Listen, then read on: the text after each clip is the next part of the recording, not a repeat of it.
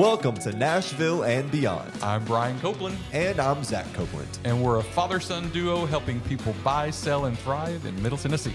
But this isn't just about business.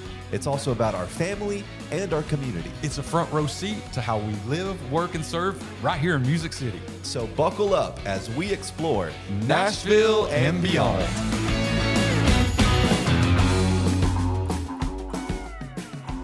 Okay. I remember buying you that sweatshirt. I got that in New York, I think. Yeah. I remember seeing it going, you're hard to buy for. I am. But I saw it and I'm like, you know what? I think you'll really like that. Yeah. So you're in blue today. I am. Show it off, everybody. You can see. Hey. The American Museum of Natural History in New York. Yeah. It's amazing. Amazing, amazing. So, we went there with the family. You didn't get to go on that trip for some reason. There was some reason you didn't want to go. But when you think about family, what's the first thing that pops into your head? Oh, gosh. The first thing that pops into my head is Mike and Esther. Aww. Yeah. That's the first thing that pops into my head. I love having a brother and sister that are so much younger than I am. Yeah. Gives me a sense of protectionism, and I'm very protective of them both, and I care deeply about both of them. So that's the first thing that I think about. So yours is very concrete. Mine's very abstract. Okay. Because for me, it's a brand and feeling. When I think family, I think that's just the backgrounds that we come from. Mm-hmm. For me, it's a warmth I feel. When you say the word family, I don't see anybody's face, because you think, oh, you see your mom's face or your dad's face or Greg's face, or I don't see a face.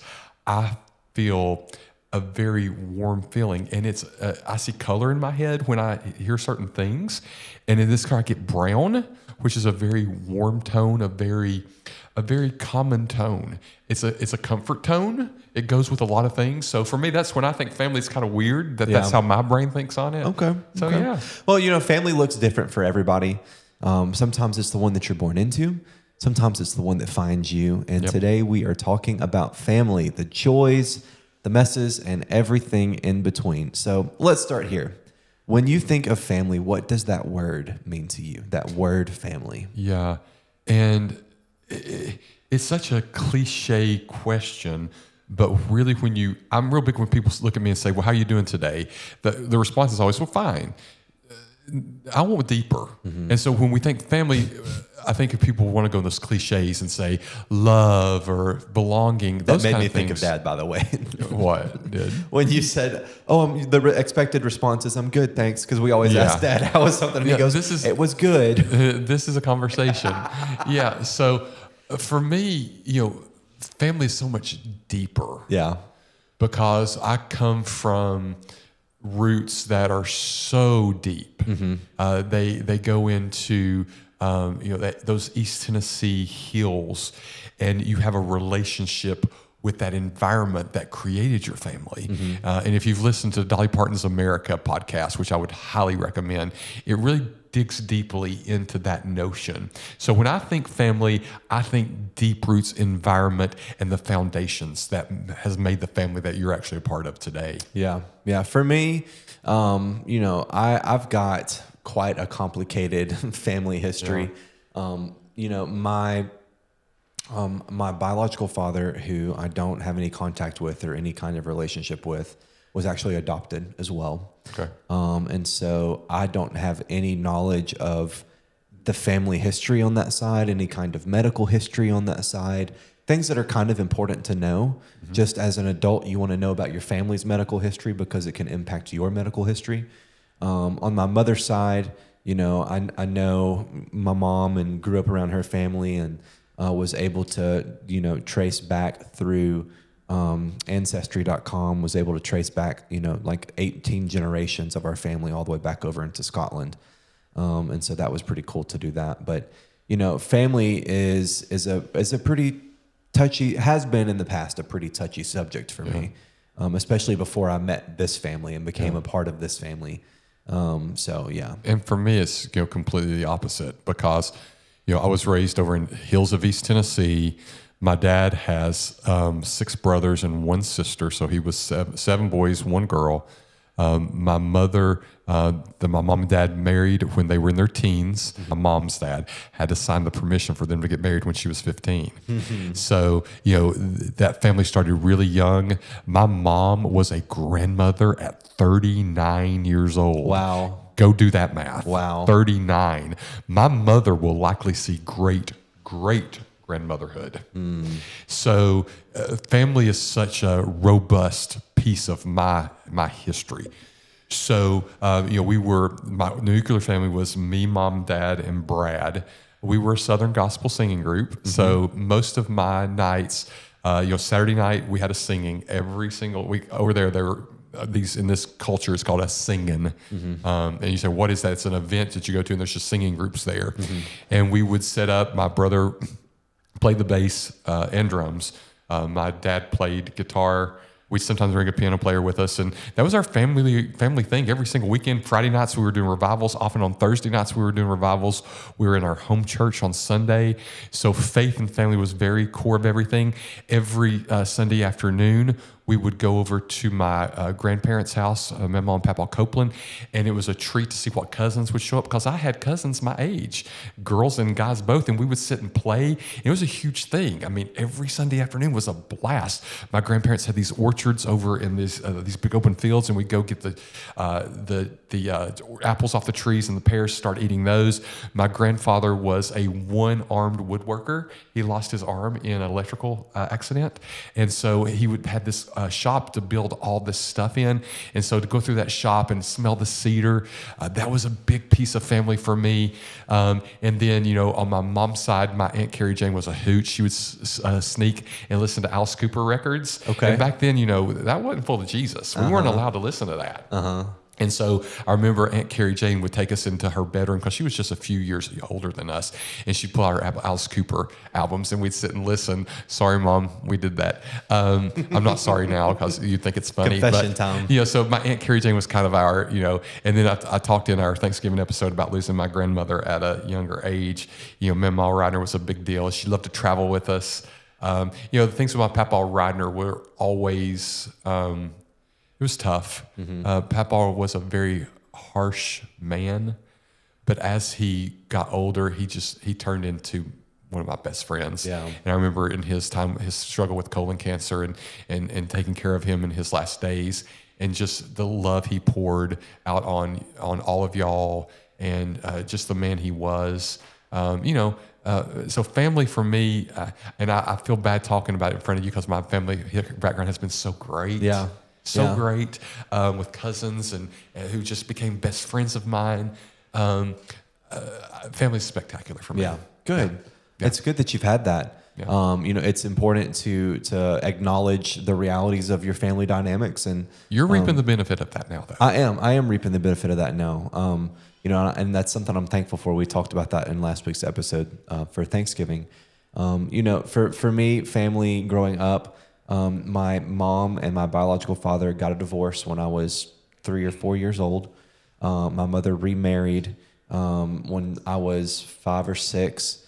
Pretty quickly, she moved on. My biological dad divorced my mom because he was gay.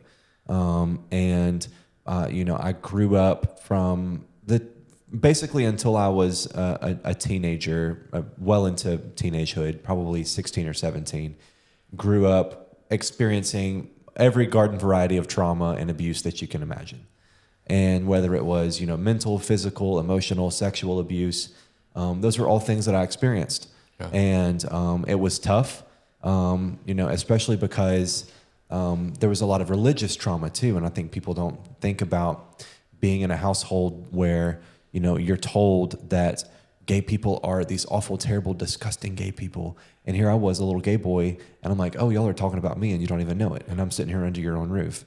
Once I came out at Thanksgiving, I talked about this last week, suddenly for the past 18 years, all of the family that I had kind of disappeared and disowned me, essentially abandoned me.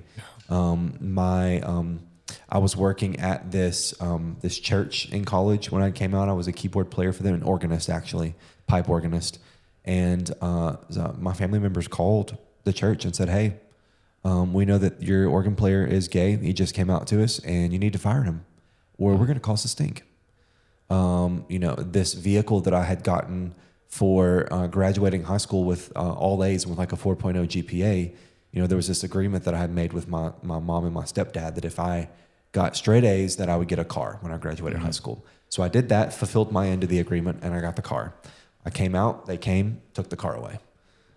Stopped supporting me financially, no grocery money, no rent money, anything like that. I didn't have a job because I didn't have time for a job because I was a full-time college kid in a music program. Right. So, that abandonment from family really was kind of a catalyst for me in a period of my life where I didn't want a family because that was a bad word to me. It was a word that had no meaning, an empty shell of what it was supposed to mean. And so, I went through all of my 20s on my own. Yeah, you did. Without any familial support. Early 20s, yeah. Yeah, without any anybody to call on or to say, hey, I need somewhere to go. I need somewhere to land. Yeah. I need help. How do I navigate being an adult? How do I navigate getting an apartment on my own and setting up utilities on my own? How do I get car insurance? How do I do all these things that you expect family to be there to help you know how to do? So I had to do it all on my own. Yeah. And that's one of the things I've struggled with you a lot on is trying to rebuild a strong early core memory for you when I can't. Yeah. And that's something Greg has actually said to me. It's like, you cannot rebuild his childhood. Mm-hmm. You're not responsible for that. Yeah. And, I think about the time when we first took you to an amusement place with rides and everything, and you have some trauma from going to an amusement place. And the time that you stepped behind something, you kind of broke down and like, what's going on, buddy? And you're like, well, last time I did something like this traumatic thing happened. Mm-hmm. And us talking through it and understanding that while we're reshaping, you'll always have your memories. Mm-hmm. We're reshaping your new memories. And while it may seem weird that, you're given this dichotomy of sadness, and I go over here to my side and I'm going to talk about, and there's a lot of happiness. Mm-hmm. But that's part of our story, where we get in the next segment of this podcast, actually. But for me, growing up, it was, again, just the complete opposite. My history, my mom and dad, they were kids. They were teenagers having kids. And so there were things they wanted to do as kids that they were now free from, because my mom wasn't allowed to go to dances. My dad wasn't allowed to do any of that stuff in their family. So when they got out on their own as teenagers and then they had kids, they wanted to enjoy life. So I was strapped to the back of a motorcycle when I was 2 years old. I mean, car seats did not exist. Yeah. We would be in the back of my mama's Nova, and she would have that cigarette lit up and the windows would be down. I'd be laying in the back window of that car and, no safety measures. It was just living life. After church, Dad would let us ride on the roof of the car home, with our feet tucked in. We would go to Kmart and buy a blow-up inflatable raft that we would blow up with our mouths. That's how flimsy it was. And put it in the Clinch River and just go tubing down all four of us. And not knowing the rapids, not knowing if there's a waterfall. It was just carefree life and fun. Yeah. Your mom would, nobody drank in my family, but my mom would love to act drunk. So she would get out these fake bottles and drink it and act drunk and follow around the kitchen all the time and be like hiccuping and all this stuff. She would let us get out the pots and pans. I need that to happen again. Yeah. She'd let us get the pots and pans out of all of her cupboards, and we would drum and play for hours. And she would sit and play with us because she was a kid too, And so, and then I remember every time on Wednesdays, Dad got paid. He worked at Lockheed Martin Marietta, which was a contractor for the U.S. Department of Energy. He got paid every Wednesday, and he would go to the Family Dollar in South Clinton, and he would pick us up a little dollar gift, and we could not wait for him to get home. Not just because we obviously wanted to see him, but we knew he had that little dollar gift. And it'd be like an Army guy, or it would be a Matchbox car or something. And then he would sit on the floor and play with us with it. He wouldn't go sit and watch TV. He wouldn't. Not what he did. On Saturday mornings, if he had an electrical job, we would go out and he would say, now, in these electrical boxes, there's quarters that have fallen out because they were these metal boxes, but you had to take out that circle, and it was the size of a quarter, and they'd be metal, and we just would. He would tell us they were quarters, and then he would like trade in those quarters for money for us. Yeah, you know. So I learned to run. So while I was running conduit and I was laying block, I was having fun with my dad, and so a lot of chores became. Or work things became spending time together. You know, they take us to cattle auctions. There's very few memories I have of my childhood that are bad. The memories I remember that are bad was when I was misbehaving over at my mama's house or in church somewhere, and they would go stand in front of the refrigerator after we get home because that meant there was discipline coming. I remember those, but it was so rare. I remember telling my mom when I was mowing the lawn, when she told me to mow it in a certain way, and I yelled to her, "Go mow it yourself, oh woman." I remember that. That's a core horrible memory that she continues to tell and laugh about, but she made her mad. You know, but when I only can say like two things that were trauma in my life, there were pets that died, that kind of thing, but I feel guilty here in a situation like yours because my life growing up as a child was so unbelievable. We were dirt poor, but I had no clue because there was just so much love. Mom we would run out of electricity or couldn't pay the light bill. She would get charcoal and make hamburger helper over the grill so we'd have food and we'd laugh about it. It'd be fun. So, you know, everything was just great. Yeah. Well, good. I'm glad that it was great for you. You know, there is a contrast obviously between your upbringing and my upbringing. And, you know, one of the things that I fantasize about often is how my life would have been different if I had been raised by you and Greg. And, you know, the reality is that I can't go back and change time. And you can't go back and parent me the way that I should have been parented. Yeah. And I can't go back and unlive the trauma that I lived. They're real experiences and they shaped who I am. You know, but that's how family has shaped us. Yeah. And it maybe in my case, it pushed me to build something new. So when we come back, we're going to talk about the family that we have now and what that looks like in our day-to-day lives. Oh boy.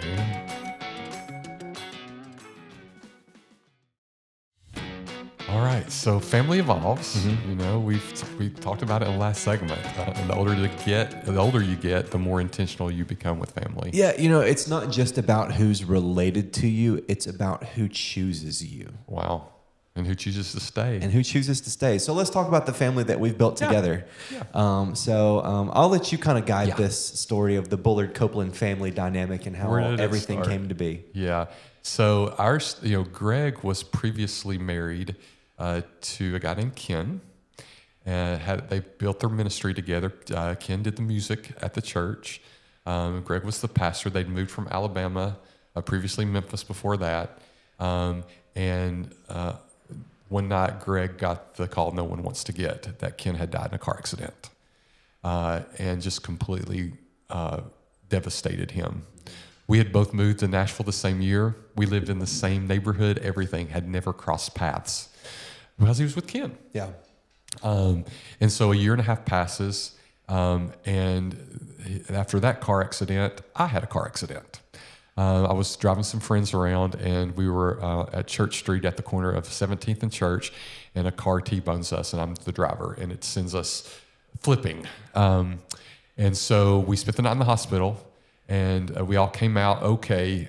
One still has some issues from it, so shout out to you. We love you. But we said that next weekend there was a play at the church that Greg pastors. I didn't know anything about it or anything. And my friend Jeremy said, why don't you go to the play with us? Let's do something positive together. So we call it the world's worst play ever. Greg still this day calls it that, but Greg was there. Was he in it? No. Oh. Could you imagine? Well, you called it. It's the world's worst play, yeah. Oh, shade. And so we met there, and we went on a date the next week, and we've been together ever since. We went to play. We went on a cruise to Alaska once, and on that cruise, Greg said, "Would you ever have kids?" And I said, we were already married at this point and everything. And I said, "And how old were you at the time?" Oh gosh, I'd have to do math.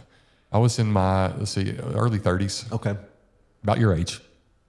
Let's see, because we've been married for 20 years. Yeah, so about your age. Yeah, okay, all right.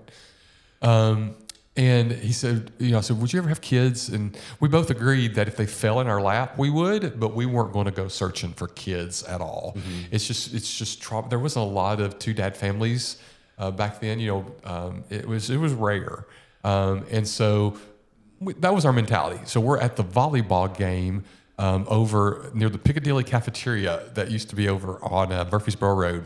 Shout out to that. We miss you, Piccadilly. Come back. And we get a call from a friend of Greg's who's also a pastor that says, hey, my niece, we have a son, and that same niece that had that son is about to have another child. And we were curious, would y'all be okay adopting this child? And we're like, well, I wasn't there at that point. Greg took the phone call, and Greg comes back and says, the baby just fell in our laps. We're going to adopt a child. I went, okay. And so I breathed and watching the volleyball game, like, okay, we're going to have a child. And Greg's like, I think it's like, we got like 6 months. And this is July at this point, like the end of July. Mm-hmm.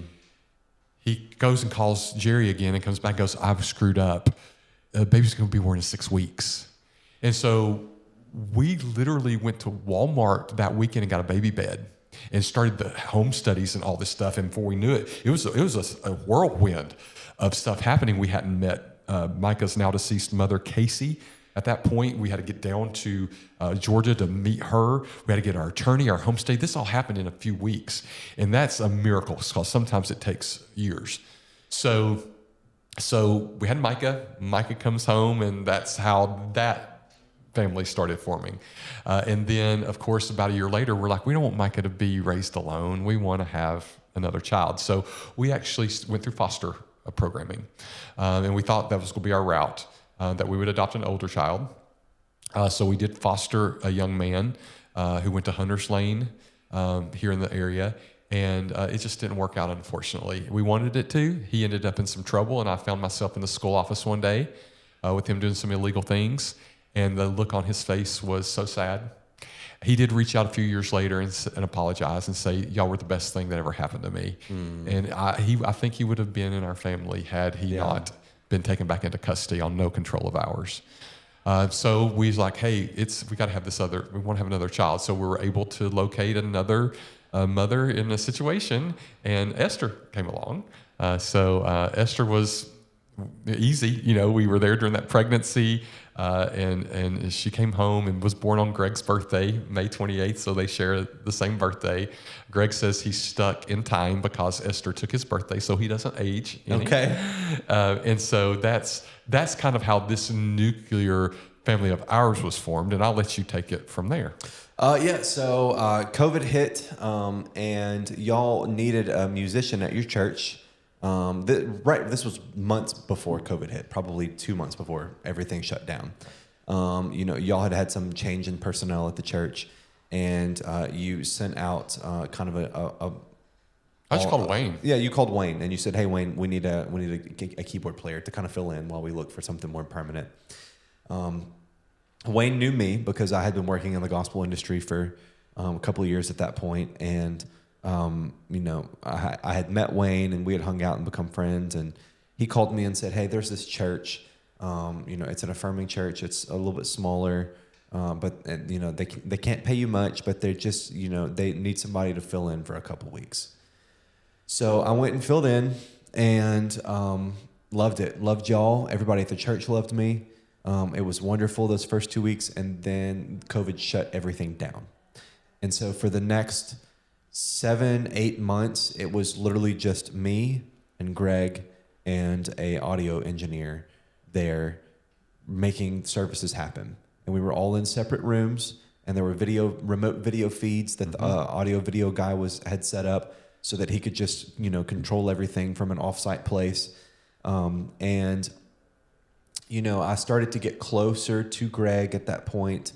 I'd gotten a place to live through this transaction, and I really started to like Greg a lot and value him and his expertise and his advice because, as I was listening to his sermons, because I was there because I had to play, I really hadn't intended on being involved in a church, but as I started to listen to his sermons, I started to understand that I had learned a lot of really, really crappy theology, and that it was detrimental to, my emotional, my mental, my physical, my spiritual states. And that it was possible for me to unlearn that bad theology and replace it with good theology. And so, I started spending more time with Greg. Slowly, we were able to start introducing people back into the church. I started to meet you. I started to meet Micah and Esther. I loved Micah and Esther from the very first day that I met them. I was terrified of you when I first met you, and we've talked about this. Yeah. Most people are scared of you. Yeah, most people are scared of you. You can be pretty intimidating, and I think it's just you know what you know, and it is what it is. You just know it. Yeah. And you're very matter of fact in many ways, and that can be intimidating to some people. But I started to fall in love with Micah and Esther, and then I started to spend time with y'all at the house, and the relationships kept developing and kept growing.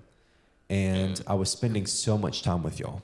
And then there was a day that came and you said, and I learned about because there was a point where I'm like, we got to get him out of the house that you're in because we need it for another purpose. And I'm like, get him out. And Greg's like, no, I will never do that. And I was like, why? He's like, you don't know his history. And I started learning your history and being like, okay. And then, you and I took a trip to LA where I could get to know you. Mm-hmm. And I'm like, oh gosh, I see why Greg really sees this, because you were calling him like your dad. And I'm like, this is weird to me. Mm-hmm. It was just weird. I didn't understand it. Especially when we're looking at, gay families, people put stereotypes and they're like, oh, this is a young guy coming into this family. What's that about? No, this was truly a family situation where it's like, we have someone in need, and this is not our first time having someone young in our household who needed help. Yeah, and it's nothing reciprocal sexually. Those kind of things, these gross things we hear because we hear gross things. Yeah, people can make stories up, and we had to really put that to the side and go like, we can't worry about what people will want to grossly put in their head, and it's frustrating. Yeah. We have to focus on, and I got to know you. I'm like, okay, I see why he thinks of Greg like a dad because of his history. Oh gosh, he needs a family. Mm-hmm. And we started talking through that, and it was years. And one day we're driving down the road, and you say, would you ever consider adopting me? And it kind of hit me like a rock. I'm like, oh gosh, really? What? And I would never. And you said, I don't want anything. I don't want inheritance. I want nothing. I just need a place to belong. And so, and this is well after we knew you. I mean, it wasn't like the first year or whatever. Yeah, it's like 2.5, 3 years. Yeah, well, it took us 1.5 years to decide on the adoption piece. And so I talked to Greg about it, and he goes, yeah, this is a big decision. And so we just sat down with it. And I think, not to be over spiritual here, but I think one of the things that God commands us to do is to stand still. I'm always moving. You know me, I'm a goal person. Let's get it closed. In this situation, we had to stand still, and we had to let the crock pot just sit. Mm-hmm. And you didn't say another word. You didn't say anything. And we were on our way to Rehoboth Beach, just the two littles and me and Greg. And on the way back, Greg's like, it's time. It's time. We need to adopt him. So unbeknownst to you, we started this process. We met with an attorney, all this stuff. And so it came time to tell you. Mm-hmm. And so, again, you had no clue because you hadn't thought about it. So it's Easter Sunday, and the kids, the little ones, were in on it too. We were going to do an Easter egg hunt for you, for Esther. But the way I'd phrased it to Zach was, we're going to let Esther get the golden egg because she's got a trip she's going. When you go shop, we're going to frame it as there's a journey. We're going to give her this trip as a surprise for her. Mm-hmm. And we'll give it to her a little bit early. It's around her birthday, but we'll give it to her a little bit early. But go with it. You get the blue egg. Micah's going to get the pink egg. Let Esther get the gold egg. So we go down to the table, and I have cameras in place because, again, you think that we're taping Esther get her surprise. Mm-hmm. We bring it in, and Micah opens his egg, and it says, we're going on a journey. And you do this face on the video going, oh, wow, you're so cheesy. Oh, Esther, where are you going? And Esther's a great actress. She's a great actress. She can cry on, you got to be careful with her. And then you open your egg and it says, and the journey includes us all. And it's like, oh, Esther. And so Esther has a big golden egg and she starts struggling with it. And she's like, I can't open it. And she goes, Zach, open it for me. And so you're like, you get it popped open for her. And then she just completely shuts down. She goes, I don't want to do it. I just don't want to do it. You open it. And you're like, Esther, you've got to open it. And she goes, no, you read it. No. And I look, and on the video, you hear me say, Zach, just read it for her. And you open it up and it's the adoption invitation. And there's this, in the video, there's just this silence. And then you just start bawling your eyes out. And we all start bawling our eyes out. And you had sat for a year and a half without knowing what was going to happen. And there's this big surprise and this silence of just, yes, absolutely, yes. And then, the adoption happened really fast. I think we were done within a month of that time because adult adoption's a lot easier than we much we easier. thought. Yeah. Especially in some states, it's not possible. In some, is it not? Yeah, it's not a thing in some states. And I had made sure to look and see if it was possible in Tennessee before I even asked that question. But it's a very easy process.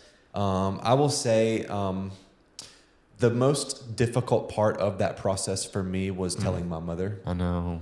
And breaking that news to her. And telling her that I had changed my name and that I was legally adopted. And I remember her saying, you need my permission to do that. And me telling her, actually, I don't.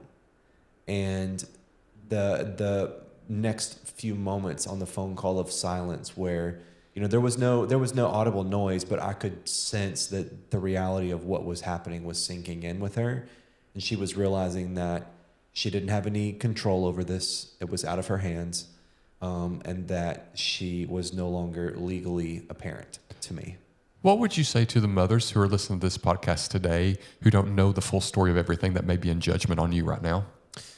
I may have to edit this out. So, yeah, the mothers who are listening, because when you just say that story, they don't know your full. We know everything. Yeah. But when someone hears, I just called my mom and said I got another family, and she was like, "Oh, it hit her." Yeah. I'm sitting here as a mother going, "That was really insensitive." Yeah. What would you say to that? So I would encourage people to, you have to know my story, and listen to. If you've listened this far in the episode, then you've kind of heard some of the things that I endured and experienced as a child, and then as a teenager, and then as a young adult. This for me was not about. It wasn't spiteful. It wasn't spiteful. No. It wasn't about me needing to be rescued from anything. It was about me finding belonging and people who loved me and valued me and who were constantly pouring into me, and realizing that, there's this awful cliche that, your family is blood, and you should never, you always have to remember your blood and take care of your blood. And I just, that's just not true anymore. In the world that we live in, there's chosen family. And I chose this family, and they chose me. And I just want people to understand that, I didn't do this to hurt anyone. I did this to heal myself. Yeah. And it took a lot of time to process and to think through what the implications of that were, because the last thing I ever wanted to do was to hurt my mother. And of course, her being who she is, she saw it as, you're doing this to hurt me. And that just wasn't true. It wasn't at all. My motives for this had nothing to do with her. It was about, I need to be healed, and I need to experience true belonging and true family and true unconditional love. And unfortunately, that was just something that she could not provide to me. Yeah. It was not something that she had the capacity to provide, because of the environment that she was in, geopolitically, the environment that she's in. Still in. It's still in to this day. Relationships. Religiously, the environment that she's in. All of these things that she has assigned a high value to in her life, those things assign a low value to me and to who I am. Yeah. And because she values those things so much, it means that at some level, she cannot truly value me and who I am and what I have to offer. And, I just like, we talked about, you can't change my childhood. I can't change her childhood. Yeah. I can't change how she is and how she was raised. Yeah. And I accept it and I love her. And I wish nothing but the best for her. And I hope that she has a very successful life and continues to thrive. But for me, this is what I need to move on and to heal. Yeah. So, and I think the answer, that I would give if I didn't have to say it is, you don't know the road that Zach has walked. Because I know there's a lot of moms who listen to this, and I know your kids are 16, 17, 18 years old. And this is a fear that someone could have. And I just have to say, if you are a mother, and this is a general statement, when your child is going through something in life, make it about that child and what they need. Because again, these kids are 16, 14, 13. Don't make it about how it makes you feel. And I remember helping you through the messaging of when you're going to talk to your mom, and if any of your family's even listening, we don't know who's listening to this podcast. Yeah. I want them to know that we've had talks about us actually being together with your mother, and seeing how we can meld those pieces together. When I've tried to open those doors, there's been some doors closed due to situations that we won't go into on this podcast. But just know it's very complicated. And when you hear the statement of, I called my mom and said, hey, we're done here, it's not that cut. That's why I wanted to dig deeper into this. Yeah, it's not that cut and dry. And your story is not a rescue story, as you said. Yep. It's a relationship story. Yeah. So, that's tough, but let's move on to the next part here, which is, the lessons we've learned and the happy parts that we've learned. So I'll start with what I'm wearing today. You can see here on the camera very clearly. It's clear. You don't have to move anything. It's very clear on the camera that I'm wearing my 5 shirt. And so I'm real big about building culture with family. And so I had this design done, and in the sleeve of it here, again, you can see clearly there, it's got all of our birth dates and the times we came into this family, and it creates the number 55 when we add all those together. So there's 5 of us, and then there's a 55, which represents the year that Zach was adopted, Mike and Esther were born, and that Greg and I joined together. And it just happened to make that. So I'm real big about culture builds.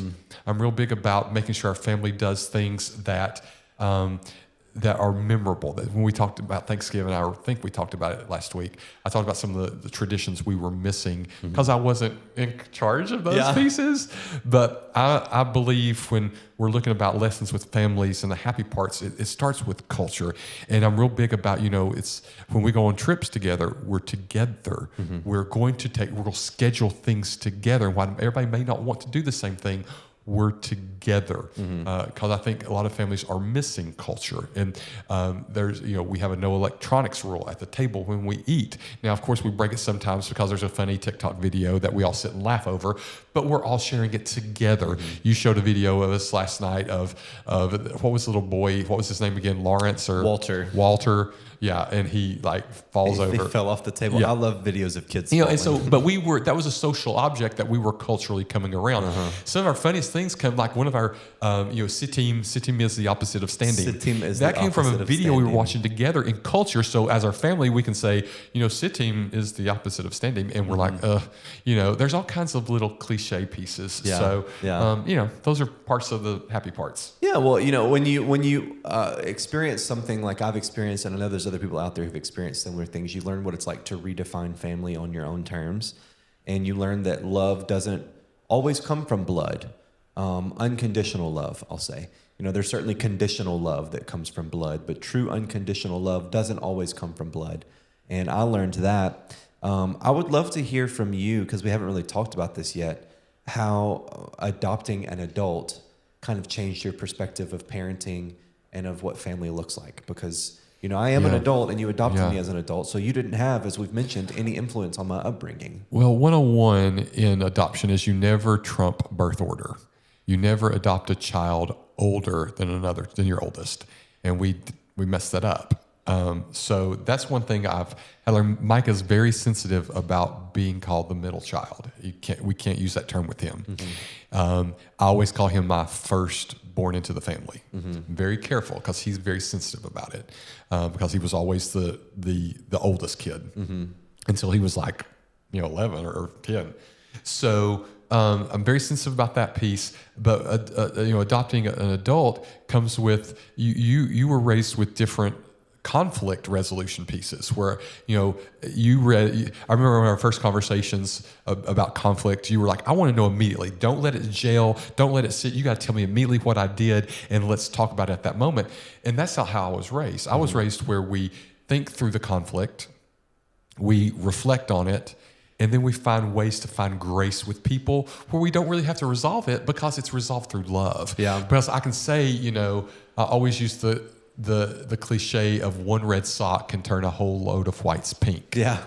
And I can't allow one bump in life erase all the great. And that's been one of my frustrations of adopting an older child who has your background is I can mess up something and it feels like often that my one mess up cancels all the wonderful things I did in the past year that proved I love you and I'm here for the long haul. Yeah. So that's been a growth piece. It's just you were raised in a different parenting style than I was. Our family values as parents together and as we were raising children were very different from yours. And you've had these moments of like, because you look through eyes of punitive damage of like, this is against me instead of, no, this is for me. And we constantly have to remind you of, whoa, we're not your enemy here. We're not here to hurt you. We're here to help. And I know in the past, this has been the history. That's not where we are now. How do you, hearing that from me, how does that feel on your side? I mean, yeah, it makes a lot of sense to me. I did grow up in a very punitive household where, it's dad talks about people see the religion as fire insurance, as a get out of hell free card. And, that kind of philosophy and that kind of theology was a huge part of how I was raised, where you have a list of things that you can and can't do. And the reason is so that you don't go to hell. Right. So that you don't get hit, so that you don't get beat. And there's no love from that. And so the contrast of that style of parenting versus y'all's style of parenting, which is very, we want to push you to become the best version of yourself that you can be.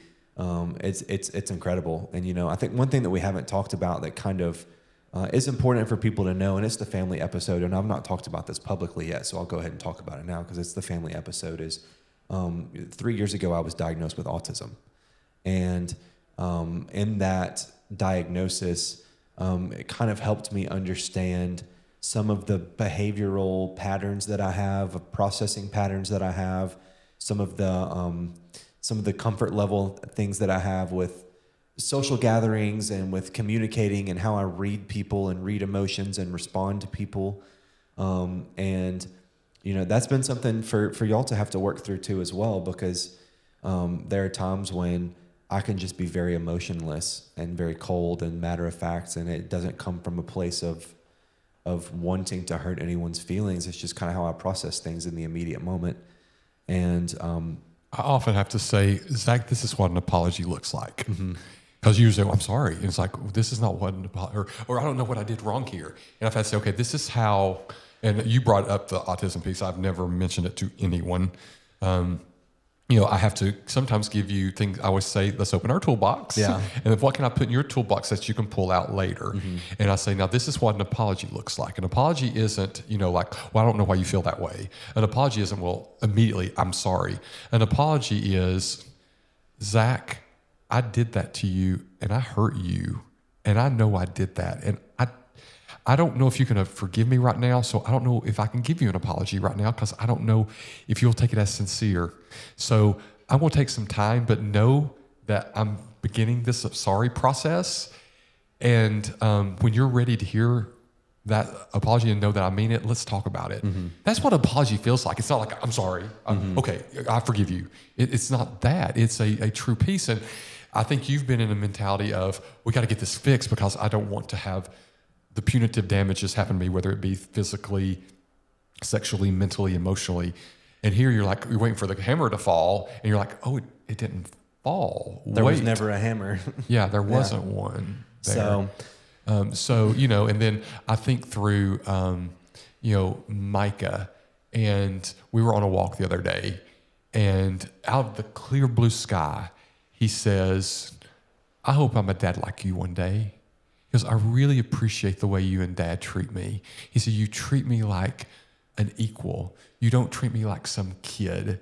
You let me make decisions. And he goes, I just want to say thank you. And I'm like, I was called my mom and dad, and I said, this was a talk I didn't have with y'all till I was probably in my 30s. But to have that call, that conversation with a 13-year-old, saying that, it meant a lot. And hearing you say things like, I'm learning, and we don't get it right as a family all the time, but we know how to show up for each other. Mm-hmm. And we've learned that, especially our family, none of us are biologically tied. Yeah. And we know that there's always that side of family we talk about, which is our blood family, mm-hmm. but there's also that side that we choose. Yeah. And when we come back from break, we'll start talking a little bit more about the family we chose.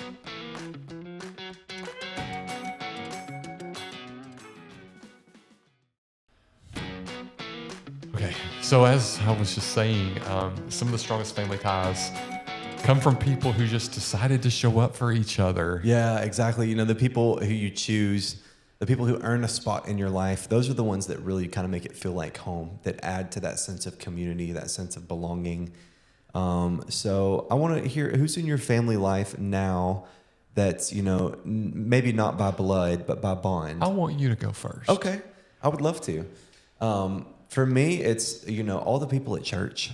Yeah, I was going to say Charles, Victor, them. Yeah, those are the... Charles, Victor, Greg, Charles, Victor, Jackie, Linda, Elton, William. All these people are people who always show up, who, give me birthday cards.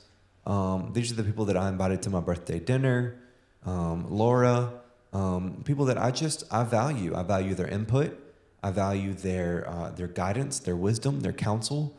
And there's something, if you're a young person in your 20s or 30s out there listening to this podcast, and you don't have friends that are older, and I mean 20, 30 years older, you're missing out on such a treasure trove of life experiences and perspective that you just can't get from people your age or people younger. There's something so valuable about having people in your life who have experienced a lot more life than you, who can really offer perspective on such a range of things, from dating to financial freedom, stability, to politics, to community building. We tend to get so wrapped up in our experiences, and we forget that there are people who have lived those experiences already, and who have survived and who have thrived out of those experiences. And finding those people and asking to hear their stories, asking to hear their experiences, is going to make you a better person. So to all those who are listening, who are those people that I just named, I love you. Thank you for being in my life. And we purposely left off a very important name because there's a whole piece about you there. And I know you're probably listening going, you're talking about family, you're not talking about me. It's Share Powers. Yeah. We were coming to you because and that's why I wanted Zach to go first, because Safe and Share for me. Sharon Arden, mm-hmm. While Cher is your godmother, Arden is your godfather. Basically, we don't give him that title, but godparenting really came from more of a Catholic faith area. Mm-hmm. And while we're not in that faith zone, we knew as dads, as a 2-dad family, we had to have a strong woman in our life who would want to be a part of our children's life. And we literally made a long list of women in our life. We knew it couldn't be like Mimi or, somebody like that, because they're already in the family. Mm-hmm. We needed somebody who was going to fulfill a role, but we're like, who doesn't have children? Who will want to invest in kids in a way beyond just, the basics, here's the name and the title. And it kept going back to Cher every step of the way. And she's a friend of mine in real estate. We met through real estate deals, but she just became part of mine and Greg's nuclear group. Greg married her in Arden at a sunrise ceremony on the balcony of their river home back then. She just was family to me and Greg. And so it just was it kept coming back to Cher. She was the first name we wrote down, and it finally just came out. And when Micah was born, we wrote, she was at the birth in Jessup, Georgia, which is 10 hours away. And we handed her a piece of paper that was written in Micah's supposed handwriting as a baby, saying, "Will you please be my godmommy?" And she just broke down crying, and she's like, "Absolutely." And she was a choice that we made. And then, of course, when Esther came about, it was obvious. And then when you came about, it was like you had this bond with Cher and Arden, because Arden and you are super close. Yeah. And Arden fulfills, like, while you're really close to my dad, Papaw, you're very close to Arden because he's the one coming over. It's like, hey, let's work on this together, and helping you understand walls and where they go. And you're working on projects with them a lot, that kind of thing. So, that chosen piece has been huge because, Cher's tough. I mean, she doesn't care to tell you how it is. She's not just there just to write a check or give a Christmas present or a birthday present. She's there to be there for the hard talks. And so when you came about and Cher was like, can I? Yes, you're going to be Zach's godmother. And she's been such a huge part of our family. The art that you have in your home that represents them, there's just a lot. And then we can't talk about family without talking about Emily. Emily came to our family through a Facebook group when we needed a nanny for Esther when she was a baby. And Emily is like your sister. She always when I'm saying, when she hears me on the phone arguing with you about something, she goes, "I never see that side of Zach. I just love him," And Emily has been with our family now for 10 years. Yeah. And you can talk about that if you want to. Her, Cher, and Emily. Yeah. Yeah. Cher. I love Cher. Love Arden. Really enjoy spending time with them, and always happy to see them, especially at church. Yeah. Hint, hint. Yeah. She's been not feeling well. Yeah. And, Emily, I've gotten so close to Emily over the years, too. I think at first, I think, Emily and I have talked about this. I think there was a little trepidation from her that perhaps I would be a replacement of her. Yeah. And that was not the case at all. Obviously, she's still around. And, you don't know this, but Emily and I vent about y'all to each other. You should. Yeah, I hope so. Because, we have to talk y'all about it. Y'all have somebody, yeah. And... we both love those kids, and they're all three of those are just wonderful people. Yeah. So, and Emily, Emily's like our daughter. If Emily hadn't got married to Michael, and her parents would kill us because her parents are amazing. I would totally adult adopt Emily. Yeah, because Emily's amazing. I can trust her with my life. And Emily, she's taught me a lot about parenthood because, she married a man who lost his wife in a death. And he had a son, so she became the mother to that. And then she had a baby named Parker, and Parker died shortly after Parker's birth. And we want to keep Parker's love and life alive. Emily and I talk about Parker every single week. Emily just closed on their new house. They just bought a house. And we were talking about how do we bring Parker into this home? Because Parker's a part of our family too. We miss Parker a lot. We think about her a lot. And she was very important to our family. She was going to be my first grandchild. And we always saw it like that. I dreamed about, I had a baby in a long time that I could just take and just take care of and be like, hey, y'all go away. We're going to take the baby for 3 weeks and you go away. Parker was that child for us. Yeah. And so losing Parker, I don't get to talk to Emily a lot about it because I try not to be emotional about it because she needs that strength. But I miss Parker. Yeah. I think about where she would be starting kindergarten and those kind of things. So, family comes in all forms and shapes. We didn't born. We were born. Nobody was born into these families, but with Emily, Cher, Victor, Dan, everybody at church. Yeah. all this they just become chosen family. And Yeah. I got to snot a second. You take over. Yeah, and a lot of people think that family always has to come first, and in many ways that's true. But sometimes it shows up when it needs to, right on time, and not always first. Yeah. And let's lighten the mood. Well, let's move on to some family-themed Nashville rathers, if you don't mind. Absolutely. So, would you rather have advice from your parents or lessons that you have to learn on your own the hard way? Oh gosh, man, that's a hard one. Advice from my parents or lessons. It's about life phases. And I think there was points in my life where I wouldn't wanted to listen to my parents. And I look at you, and I know sometimes I could say things to you, but it's not going to go because you're like, I'm going to do this anyway, and I'm going to learn. And sometimes it's just 10 minutes. It's not like weeks of learning. Sometimes it's a simple lesson of 30 minutes. And then you'll circle around and say, gosh, you won't ever admit that I was right. Sometimes you will. But with them, gosh, man, this is a tough question. Had you asked me at your age, I would have said I would want the life lesson. Mm-hmm. But now I just want mom and dad's advice to tell me, don't do this. Mm-hmm. So, for me, that's a difficult one to answer too, because I just talked about how valuable the experience and the wisdom and the counsel is of people who are older than you and your elders and your parents, and while I think that is pretty true for the most part.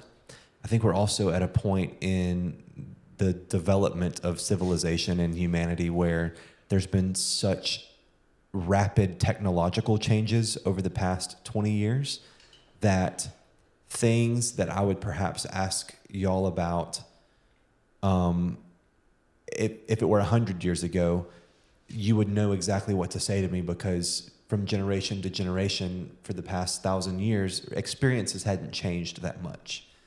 Over the last 100 years, each generation experiences life in a totally different way. You talk about the Industrial Revolution, and then you talk about the advancement of TVs and media, mass media. Then you talk about the internet. Then you talk about AI.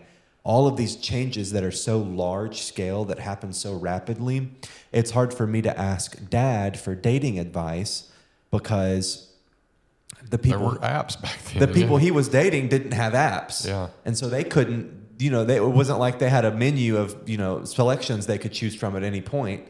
I think for the most part, I would take advice from y'all. But there are some lessons that I just want to learn on my own, and it is what it is. One more, and this is a tough one. I think you may have a hard time answering it. Would you rather have a family weekend together, retreat-like, where we're together talking about deep issues, or would you rather have a family trip together where we're going off doing something fun together? Oh, that is a tough one. Gosh. I don't know. I think I would probably do the fun trip, to be honest.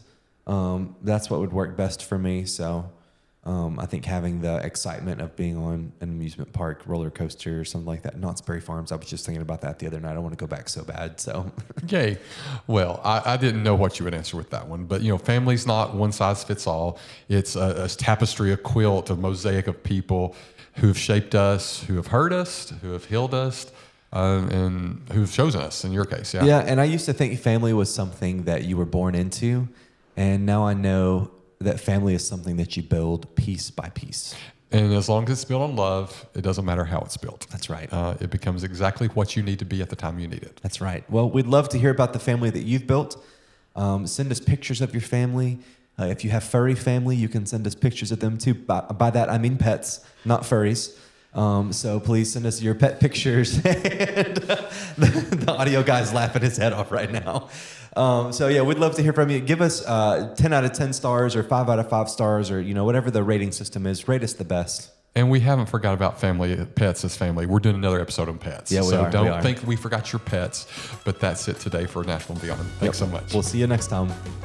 This podcast is for educational and entertainment purposes only. It does not constitute legal, financial, or real estate advice. Listeners should always consult licensed professionals for guidance specific to their situation. Brian and Zach Copeland are licensed real estate agents with Compass 615-522-5100. Kevin Kennerson, MLS number 171733 with Lending Hand Mortgage, is the executive producer. Engineer Mike Reeves. Music Dusty Boots by Eco Leaks. Nashville and Beyond. Copyright 2025.